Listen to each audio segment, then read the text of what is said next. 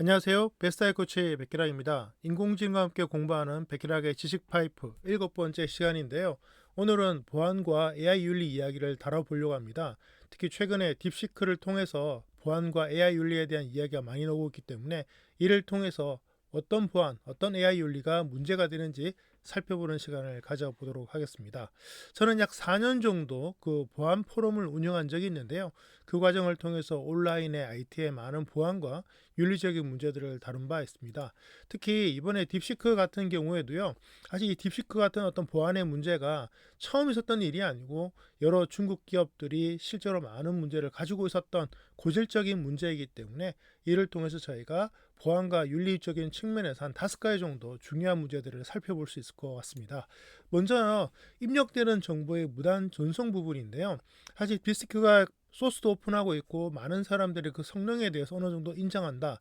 물론 이게 조금 부연 설명을 드리자면 R1 모델에 대한 성능이 가성비가 좋다는 거지 실제로 뭐 챗GPT보다 더 뛰어나다 이런 것들은 조금 오해가 있는 것 같습니다. 아무튼 기본적으로 좋은 제품인 건 사실입니다만 기본적으로 소개되어 있는 많은 정보의 어떤 도큐멘트를 읽어보면 실제로 입력되는 정보가 전송되는 부분에 있어서 명확하게 규정하고 있지 않다. 그래서 최근에 캐나다의 보안 기업이 지적한 부분이죠. 로그인 과정에서 정보가 무단 전송되는 게 있더라. 중국의 통신회사에 무단 전송이 되더라. 이런 문제들이 현재 불거지고 있기 때문에 이런 점에서 많은 세계 각국의 정부들이 딥시크를 사용하지 못하도록 하고 있는 면도 있습니다. 그런 점에서 볼 때 사전에 알고 보내지는 것과 사전에 충분하게 설명이 되지 않은 상태에서 보내지는 것은 문제가 되겠죠. 근데 사실 이 부분은 챗GPT도 초기에 그런 부분이 있었기 때문에 국내의 많은 기업들, 물론 해외 기업도 마찬가지입니다만 보안적인 문제로 챗GPT를 초기에는 거의 쓰지 않았다는 점도 저희가 또 참고할 부분이 있지 않을까 생각을 합니다.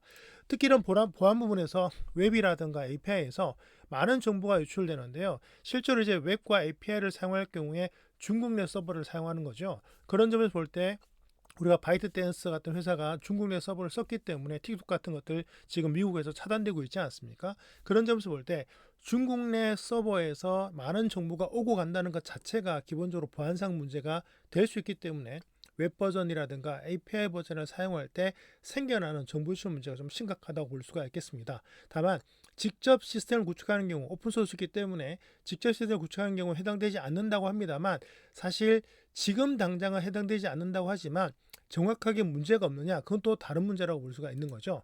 실제로 아직 알려지지 않은 허점이 있을 수 있습니다.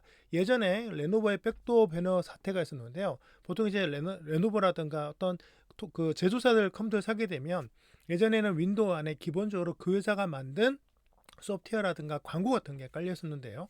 실제로 레노버 컴퓨터의 배너 일부가 백도어 역할을 하는 걸로 알려져서 상당히 문제가 되었던 적도 있습니다. 사실 이게 레노버의 문제가 아니라 화웨이의 문제, 많은 중국산 하드웨어, 소프트웨어 문제들에 계속 불거지고 있는 문제인데요. 지금도 아직 저희가 오픈소스가 다 분석된 건 아니기 때문에 실제로 딥시크가 사용되는 과정에서 현재까지 알려지지 않은 허점이 존재하지 않을까. 실제로 이 부분은 저희가 4번의 문제와도 연결되는데요. 오픈소스가 갖고 있는 문제가 좀 있습니다.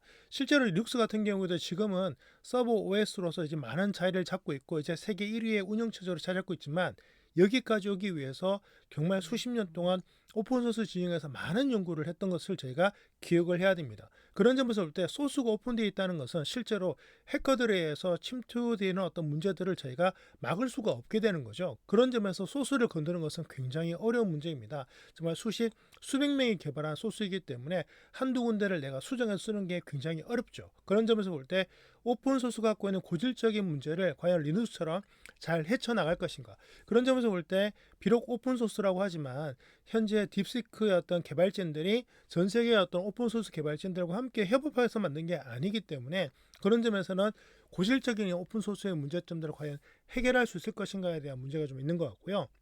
5번째로는 법적으로 안심할 수 있는가라는 부분도 있습니다. 실제로 딥스키에 대해서 중국 정부 입장이 아직 제대로 나오고 있지 않은데요. 실제로 세계 각국이 현재 중국에 대한 어떤 견제 이런 것과 함께 딥스키에 대해서 굉장히 부정적으로 보고 있는데 현재 이 딥시크 뒤에 중국 정부가 있다는 것은 거의 이제 사실로 밝혀지고 있죠. 실제로는 H800이라는 칩을 가지고 개발을 했다고 말하고 있지만 생각보다 A100에 대한 어떤 칩들도 상당히 많았고 뒤에서 이런 어떤 칩들이라든가 인프라를 상당히 지원한 것으로 알려져 있습니다. 그렇다면 그냥 지원하지는 않았겠죠. 그런 점에서 볼 때 중국 정부가 밀접하고 있기 때문에 그런 점에서 현재 이 딥시크를 활용하는 것이 향후에 어떤 법적인 문제들이 생겨날지 현재 알 수가 없고요. 두 번째로는 저작권 침해에 대한 불안감이 굉장히 큽니다. 중국 같은 경우에는 수많은 어떤 빅데이터 같은 것들에서 개인정보 보호라든가 이런 게 전혀 지키지 않고 있기 때문에 그런 점에서 볼 때 서구 사회나 선진국이 갖고 있는 높은 수준의 어떤 보안의식과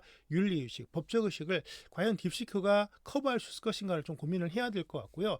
실제로 이제 요금제 같은 경우에도 현재 저렴하다고 알려져 있는데 현재 공지된 금액 외에 청구될 가능성이 어느 정도 있습니다. 현재 딥시크로 어느 정도 유료 서비스를 만들 수 있는 분위기가 만들어지지 않았기 때문에 딥시크를 통해서 굉장히 다양한 방법으로 혹은 폭넓은 영역에서 유료 서비스로 진행을 했을 때 실제 요금이 얼마나 나오는가 이런 것들을 체크를 해봐야 되는데요. 그런 점에서 볼 때 현재 초기부터 견제되고 있기 때문에 그런 점에서는 법적으로 실제 계약을 했을 때 문제가 없을지는 좀 더 지켜봐야 되는데 과연 그럴 기회가 있을까 생각을 합니다. 그런 점에서 볼 때 현재 저도 제 주변에 있는 많은 어떤 거래하고 있는 기업들에게도 딥시크는 테스트하는 것 이상으로는 쓰지 마시라. 특히 비즈니스 용도는 쓰지 않는 게 좋겠다. 그리고 현재 유료 서비스 연결하거나 많은 데이터베이스 연결하는 것은 정말 위험한 일이기 때문에 가능하면 쓰지 않는 게 좋겠다는 말씀들을 드리고 있습니다. 실제로 그래서 그런지 현재 세계 각국에서 딥시크를 차단하고 있고요. 딥시크 아마 접속을 해보셔도 안정적인 접속이 안 되는 경우가 많다는 점도 아마 이런 어떤 추세를 반영하는 게 아닌가 생각을 합니다. AI와 함께 지식을 탐구하는 백기라의 지식 파이프. 오늘은 이 AI의 보안과 윤리적인 문제를 딥시크를 통해서 잠깐 살펴봤고요. 계속 앞으로도 다양한 주제에 대해서 여러분들과 나눠보도록 하겠습니다. 감사합니다.